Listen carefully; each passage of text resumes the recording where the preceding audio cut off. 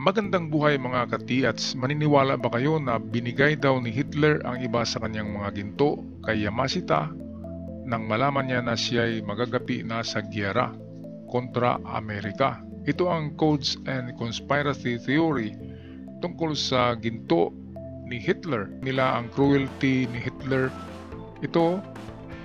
Yan ay mga gold bars yan na binalot. At ang karamihan dyan ay mga coins. Yung merong sako-sako diyan ng mga coins na tinatawag francs.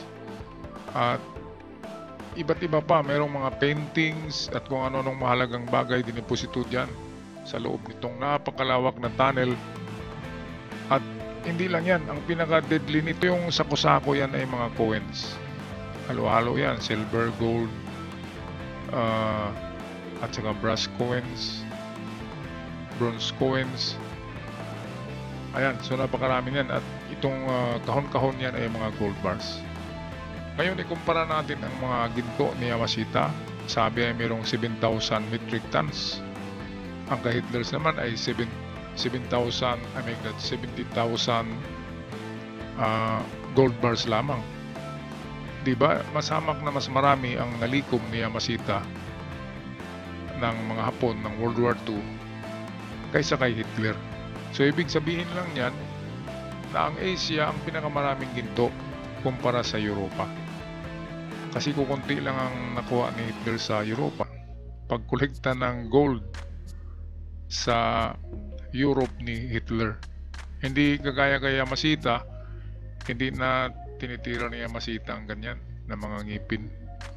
Kasi dito sa atin sa Asia ay paldo-paldo. Ang daming gold bars, ang daming mina.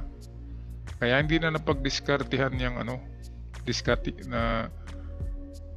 pinagdiskartihan yung mga gold teeth na yan or mga bansil. Kaya ngayon ang ating purpose sa pagpagitan nitong Hitler's gold ay para maikumpara sa dami ng ginto ni Hitler. 7,000 metric tons ang kay Yamashita, while kay Hitler ay 70,000 gold bars lamang, so 70,000 gold bars. Ang karamihan yan ay gold, silver at copper coins, yung sako-sako.